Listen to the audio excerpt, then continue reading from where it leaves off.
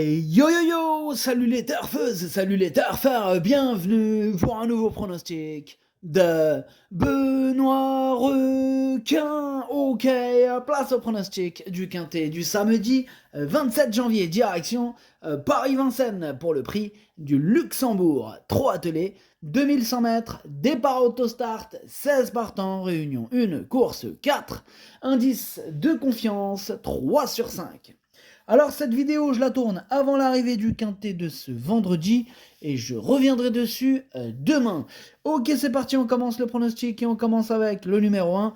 Idéal Lignerie, on n'aura pas les commentaires de l'entraîneur. En même temps, c'est Fabrice Soulois, hein. Lui, il se barre tout le temps à la pêche avec ses potes là.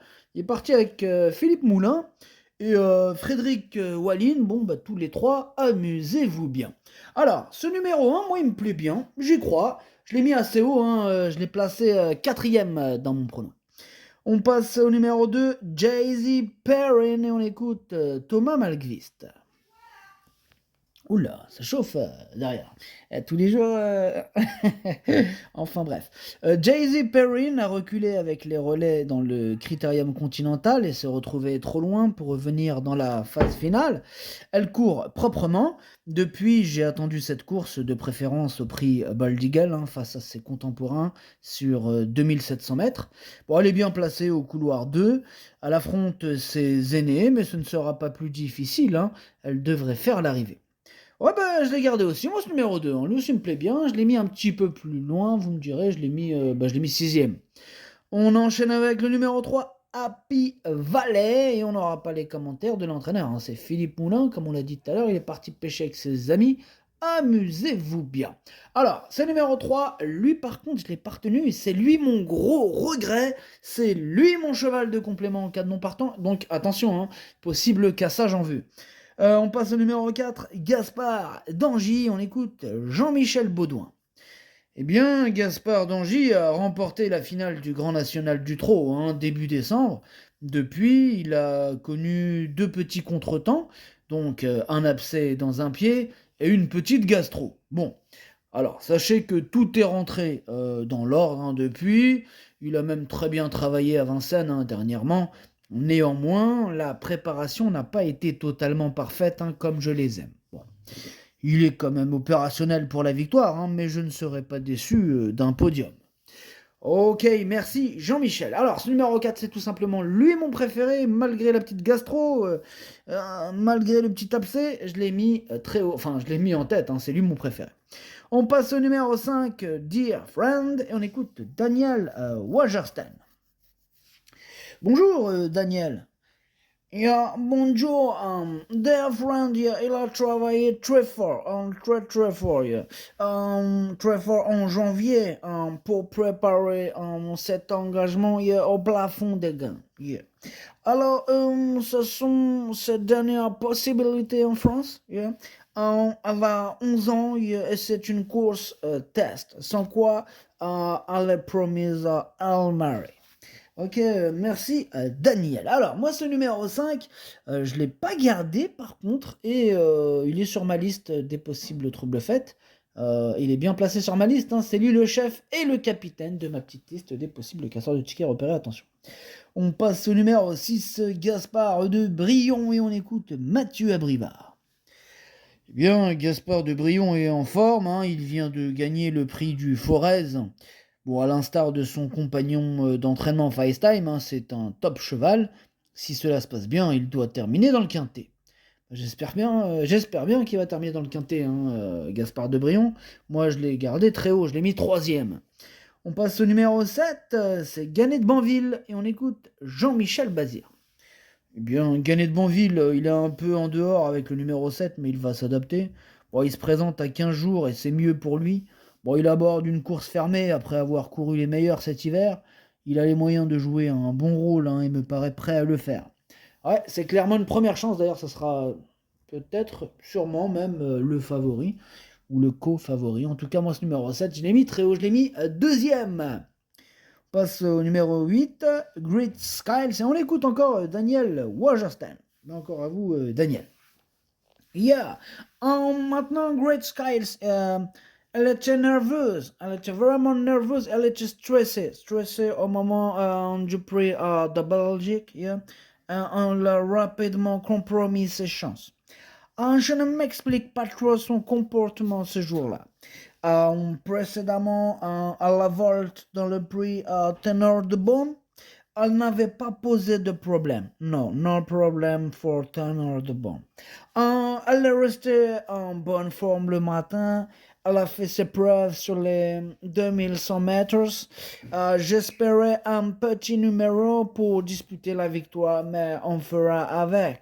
Oui, bon, là, vous avez arrêté du 8, ouais. On fera avec, comme on dit. Bon, même avec le 8, moi j'y crois, hein. Je l'ai gardé en bout de combinaison.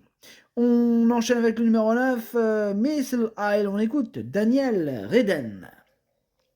Missile Isle possède énormément de vitesse de base. Bon, par contre, il est bien meilleur dans un dos.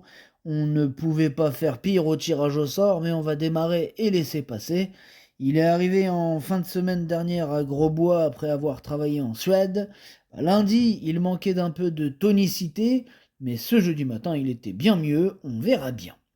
Ouais, on verra bien. Moi, voilà, je ne l'ai pas gardé ce numéro 9, mais il est quand même en plein milieu hein, de ma petite liste des possibles troubles faits, méfiance. On passe au numéro 10. Sayonara, et on n'aura pas les commentaires de l'entraîneur, c'est Frédéric Wallin, hein, qui est parti pêcher avec ses amis, amusez-vous bien. Moi, ce numéro 10, lui non plus, je ne l'ai pas gardé. C'est un regret, c'est mon deuxième cheval de complément en cas de non partant. On passe au numéro 11, Eliade du Goutier, et on écoute Sébastien Garato. Eliade du Goutier n'a pas été revue depuis 6 semaines, hein, de façon volontaire. Bon, elle n'avait pas de très bons engagements sur les parcours réduits qu'elle apprécie, hein. J'ai donc attendu cette course. Bon, l'opposition est forte, hein, et on est en seconde ligne, mais elle fait bien les 2100 mètres. Ici, elle va faire le petit parcours et ambitionner la 5e place. Elle continuera au printemps à l'étranger. Alors, moi, ce numéro 11, par contre, lui, je ne l'ai pas retenu. On passe au numéro 12, Bilo Jepson, et on écoute Vitale Ciotola. Bilo Jepson a pas mal couru en dernier lieu hein, dans le prix de Lille, mais c'était une course très tactique. Or, il a besoin de train hein, pour donner sa pleine mesure. Bon, il y a du beau monde en première ligne hein, dans cette épreuve. En seconde, il faut un bon numéro, hein, c'est important.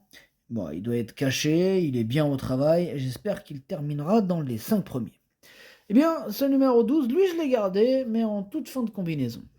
On passe au numéro 13, Hip Hop au fort, et on écoute Christian Bijon.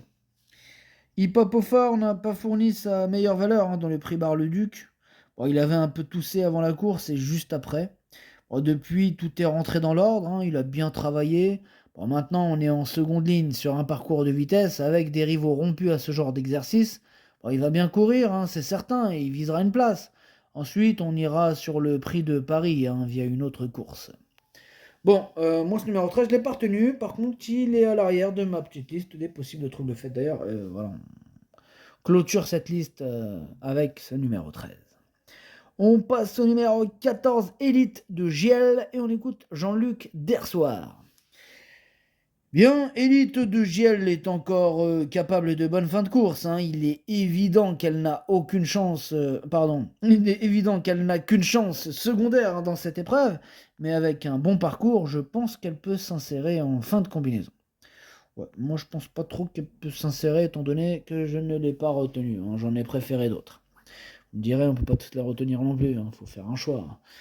Bref, on passe au numéro 15, Fulton, et on écoute Jean-Michel Bazir. Fulton, là, il se présente pour un retour à l'atelier. Bon, à ce niveau, il n'a pas de chance. Hein. Il faut le revoir au monté le mois prochain. Vous avez entendu Mich Mich hein. On peut le rayer. En tout cas, c'est ce que j'ai fait, moi. Énorme non pour ce numéro 15. Et on termine avec le numéro 16, FaceTime, et on écoute Mathieu Abrivard. FaceTime, il s'élancera en seconde ligne. Hein.